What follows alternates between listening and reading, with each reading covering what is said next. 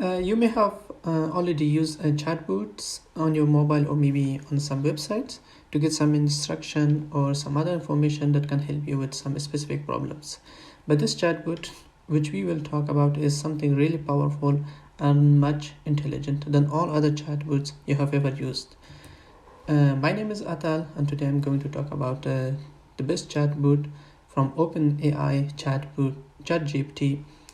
So this is a new product from OpenAI company, and this chatbot. So before we go to the chatbot GPT, so we have to know what chatbot is.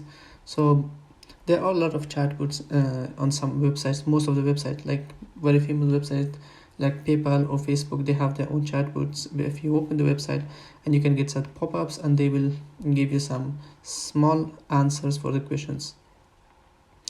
But on most of the chatbots are text-based, also based dialogues, communication with the user. So some of them are just replying for a question, and the answer is really short. So this is the kind of downside of these chatbots. But only these chatbots which focus on the answer on questions, they are really boring. But sometimes they are also useful, which if you need some to reset a password on a website, they will give you some instruction how to do it. But if you ask more questions, they will not be able to answer it. So GPT is, as I said before, it's a product of OpenAI. It's a company. They have another product which is very famous. Its name is Instruct GPT, and this chat GPT, it got in less than a week more than 1 million users, and they used it in a week. So it's a really big community for that already, and it's also free to use it. So till now it's in a preview mode, and there are some features are still under test mode. So it will be a prepaid after maybe a few months, which is the test mode is already over. So the features must be tested. So now you can use it for free, and you don't have to pay for anything. So there are a lot of difference between this chat GPT and other chatbots, which is, as I said, also a few of them before, they only focus on question and answer, and they replace really short message. So they even take more time to replay to make these short messages. But ChatGPT is more than only question and answer. It creates a whole paragraph or a specific question. If you ask them only one question, and he make a long paragraph, and then they summarize the whole paragraph based on that what they already produced, this AI. So this AI use a big data on the back end, which is stored a lot of information through the input of the users, and this AI also learns. It's a self-improvement using RLHF, which stands for reinforcement learning from human feedback. So it's a kind of the users give their feedbacks, they ask questions, and then the AI will learn that and use it for in a better way in the future for other users too. So if you go to the website of OpenAI, you will see this welcome to the GPT. So you have to create an account to use it, or if you have already an account, you can just need to log in, and you will go to the interface. After creating your account or sign up, you will get a notification or a confirmation email on your email account. So you have to click the link, and you will come up to this page. At the beginning, they will ask you a few questions like what the topic you're mostly asking the questions. So they just to make it oriented your account, so that you will get most information from that kind of field.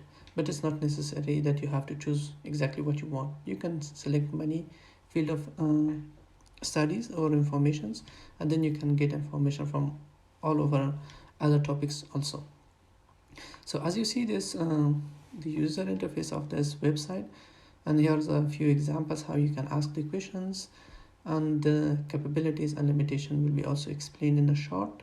On the left side, you can see you can change the dark modes or light mode, and they have a Discord account. If you have also Discord account, you can go there on the group, and you can join their server. And if we can ask a few questions here, and you will get directly an example from that. For example, you can ask them, what is data privacy? And you will get really a good information from the website. And it's not just only one quick answer to the question, but it makes a paragraph, which is really helpful. You can use this text for, if you are a student, you can use this text for your writings for a topic or something, and you can create more, you can ask more questions. You will get, based on the same topic also, you can create more question which is related to the first question. And you can ask them by, for example, how Google engine works. Even if you misspell, for example, you can write something with double K, for example. If it's wrong, if it's the misspelling, it still will correct it for you. It will search and then you check the words, which is also automatically a correction they have, and they will still give you the same reply if you type it correctly, also the questions. So be creative with your own questions, and you will get also better results. So this is the way you ask the questions and you give the answers. So simple, and at the end it will give you also a summary of this paragraph. So if you go to the website of OpenAI, they have, if you are a programmer and you have your own application, you can also integrate OpenAI APIs in your account and you can use it. If you go to the learn more and you can go to the APIs, there are a lot of such more steps that you can use it, and you can use this program and the AI API in your website, on your application, and you can use still free day options and features that it offers. If you go to the examples of this website, there are many examples how it works and how you can use it, and they are for example, ask question and answer. If you click on them, it shows you how it works, and at the end there is also an example of the codes. So other people, not only programmers, can also use it for students can use it for to write essays for their university student. Also other people, like if they are not in university or something else, or researchers, they can use this to research about a specific topic. Like you can ask them how protocol works, how SSH works, and give you directly the information about that exact topic or protocols if you are in computer based or other kind of stuff you are doing. If you are in a school, you can also use it about the subjects in the school. I hope you enjoyed the video, and I will be publishing each week new contents here, so you can click the subscribe button, and I will see you on the next video.